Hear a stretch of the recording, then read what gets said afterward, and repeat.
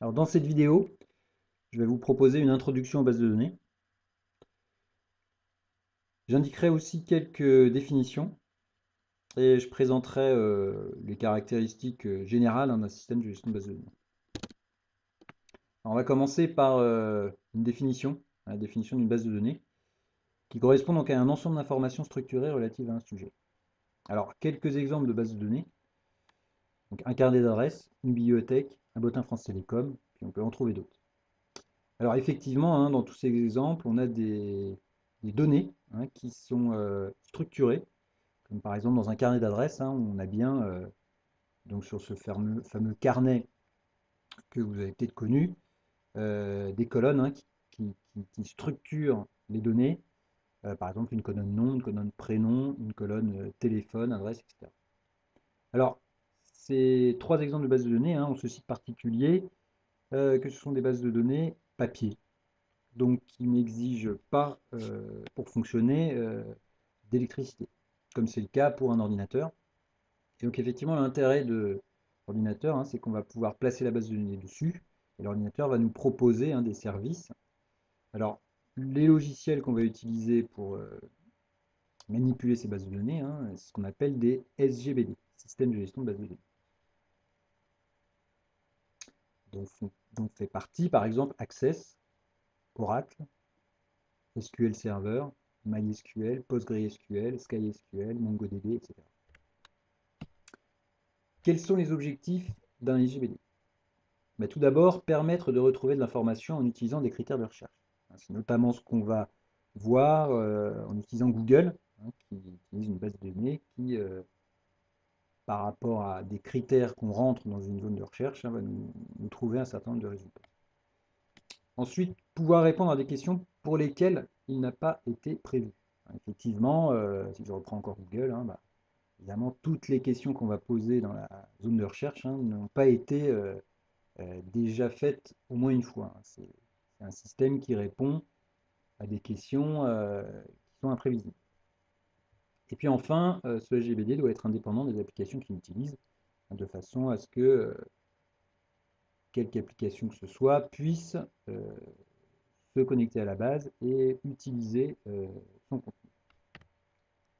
Alors, les qualités d'un SGBD, hein, ça va être d'une part d'assurer la cohérence des données, hein, de façon à ce que on ne puisse pas faire n'importe quoi dans la base de données hein, qui, qui- qui pourrait la déstructurer.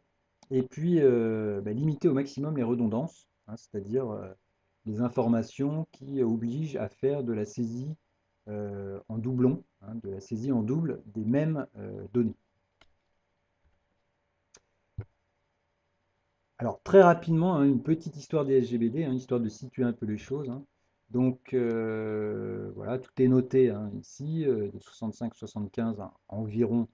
On était surtout sur des modèles hiérarchiques et réseau. Alors je n'expliquerai pas ce que c'est, parce que ce n'est pas le sujet, c'est pas là où je veux en venir. En 70, hein, évidemment aux alentours de 70, il y a un monsieur hein, qui s'appelle Monsieur Code, un ingénieur d'IBM, qui propose un modèle relationnel.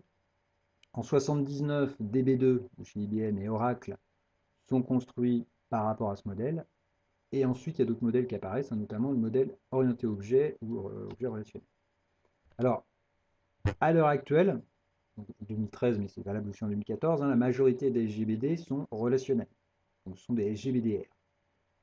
Bon, on ne va pas pinailler, hein, globalement, c'est le modèle le plus répandu. Évidemment, hein, si on n'est pas d'accord, eh ben on met des commentaires sous la vidéo. Alors, quels sont les apports d'un SGBD? Alors, je ne vais pas tous les citer, hein, mais je vais citer les principaux. Donc déjà, il faut stocker les données, hein, mais de manière logique et cohérente, en évitant les redondances au maximum. Fournir un langage d'accès aux données. Alors, notamment, à l'heure actuelle, c'est le SQL, qui est un langage d'accès aux données hein, universel, puisqu'il est supporté par tous les SGBD les plus répandus, les plus utilisés sur le marché. Ça devient un peu indispensable. Donc ce langage va nous permettre tout aussi bien de créer la base que de saisir dans la base ou que d'exploiter la base de données, hein, de l'interroger, etc. En fait, ça nous permet de faire tout ce qu'on veut. Le SGBD doit aussi permettre le partage des données. Il doit nous assurer une confidentialité des données, hein, c'est-à-dire que normalement, quand on va vouloir accéder à la base de données, il va falloir s'identifier hein, avec un nom d'utilisateur et un mot de passe. Et puis on aura des autorisations hein, sur différents objets de la base de données. Le SGBD doit être résistant aux pannes, donc tout autant, enfin, plus logiciel évidemment que matériel, hein, puisque ça reste une application. Et il doit posséder une capacité de stockage élevée, hein, de façon à pouvoir stocker le maximum d'informations, hein, notamment pour des grosses bases de données. Voilà. Après, il y a d'autres caractéristiques, mais ça, ce sont celles qui vont nous intéresser. Et notamment, on voit les deux premières hein, qui sont bien en noir alors que les autres sont en gris, pour indiquer que c'est ça qui va nous intéresser. Alors, on peut s'intéresser aussi au marché mondial des GBD, donc en 2008, hein, ça c'est une image qui circule sur Internet, je n'ai pas trouvé plus récent, où on voit hein, la prépondérance d'Oracle et d'IBM, bon aussi Microsoft, hein, sur le marché, mais notamment Oracle.